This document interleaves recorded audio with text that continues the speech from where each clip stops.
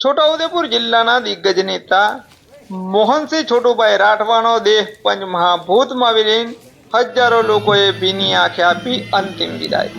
જય હિન્દ, હું છું સંજયસિંહ રાણા, જોડાઈ ચૂક્યા છો આપ ટીમ જાગૃત સાથે। છોટાઉદેપુર જિલ્લાના લોકલાડીલા અને પીઠ રાજકારણી પૂર્વ મનમંત્રી એવા મોહનસિંહ છોટુભાઈ રાઠવા આજે પંચમહાભૂતમાં વિલીન થયા।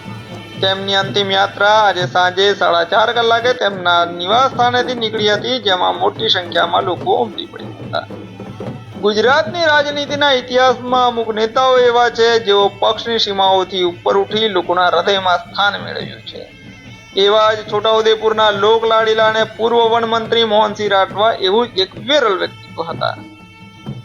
11 જેટલી ટર્મ સુધી ધારાસભ્ય રહેનારા આ વરિષ્ઠ નેતાનું જીવન અને કારકિર્દી આવનારી પેઢીઓ માટે એક રાજકીય પાઠ્યપુસ્તક સમાન બની રહ્યું છે। મોહનસિંહ રાઠવાની રાજકીય સફર અસાધારણ અને પ્રેરણાદાયી રહી છે। તેઓ ગુજરાત વિધાનસભામાં સૌથી લાંબો સમય પ્રતિનિધિત્વ કરનારા નેતાઓ પૈકીના એક હતા। 1970ના દાયકામાં સક્રિય રાજકારણમાં પ્રવેશ કર્યા બાદ 1972માં તેઓ પહેલીવાર ધારાસભ્ય તરીકે ચૂંટાયા હતા। છોટાઉદેપુર અને જેતપુર પાવી વિસ્તારના ગઢ ગણાતા એવા એમને કુલ 11 વાર વિધાનસભાની ચૂંટણી જીતીને રેકોર્ડ સ્થાપ્યો હતો। કટોકટીનો સમય હોય કે પક્ષ પલટાના મોજા વહેતા હોય, જનતાએ હંમેશા મોહનસિંહ છોટુભાઈ રાઠવા ઉપર વિશ્વાસ અતૂટ રાખ્યો હતો। ગુજરાત સરકારમાં વન અને પર્યાવરણ, આદિવાસી કલ્યાણ જેવા મહત્વના વિભાગોના મંત્રી તરીકે તેમને સફળતાપૂર્વક કાર્યભાર સંભાળ્યો હતો। મોહનસિંહ રાઠવા માત્ર ચૂંટણી જીતવા પૂરતા જ નહીં, પરંતુ તેઓ સાચા અર્થમાં વિકાસના પ્રણેતા હતા એમ પણ કહી શકાય છે। વનમંત્રી તરીકેના તેમના કાર્યકાળ દરમિયાન તેમણે ગુજરાતમાં ગ્રીન કવર વધારવા અને જંગલોના સંવર્ધન માટે અનેક યોજનાઓ અમલમાં મૂકી। વન વિભાગ અને આદિવાસીઓ વચ્ચે સુમેળભર્યા સંબંધો સ્થાપવામાં તેમનો ખૂબ મોટો અને અગત્યનો ફાળો રહ્યો છે। પૂર્વ પટ્ટીના આદિવાસી વિસ્તારોમાં શિક્ષણનો વ્યાપ વધે તે માટે તેમણે અનેક આશ્રમશાળાઓ, હોસ્ટેલ અને શૈક્ષણિક સંસ્થાઓ મંજૂર કરાવી હતી। છોટાઉદેપુર જિલ્લા જેવા પથરાળ અને અંતરિયાળ વિસ્તારોમાં પણ સિંચાઈ અને પીવાના પાણીની સુવિધા પહોંચાડવા માટે તેમના પ્રયાસો ભગીરથ રહ્યા છે। સરળતા, લોકસંપર્ક મોહનસિંહ રાઠવાની સૌથી મોટી સફળતા છે। તેમની વિચારધારા અને સ્વભાવમાં છુપાયેલી આ બે વાતો છે।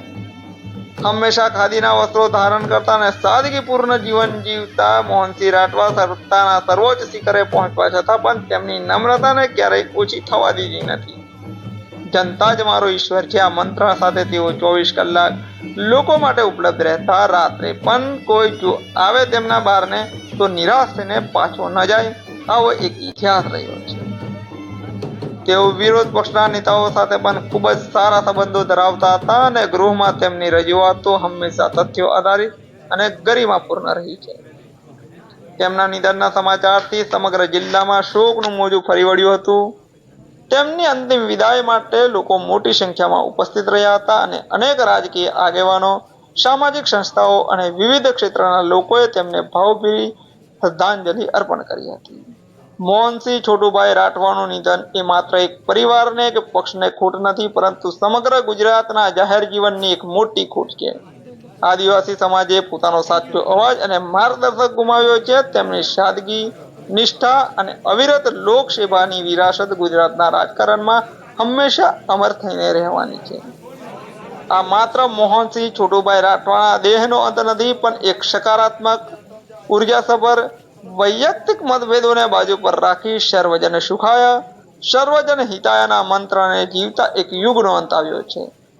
ઈશ્વર તેમના દિવ્ય આત્માને ચિરકાળ સુધી શાંતિ અર્પે, તેમના પરિવારજનોને દુઃખ સહન કરવાની શક્તિ આપે, એવી પ્રાર્થના આજે આગેવાનો, નેતાઓ અને વિવિધ સંસ્થાઓના વડાઓ દ્વારા કરવામાં આવી છે। નમસ્કાર।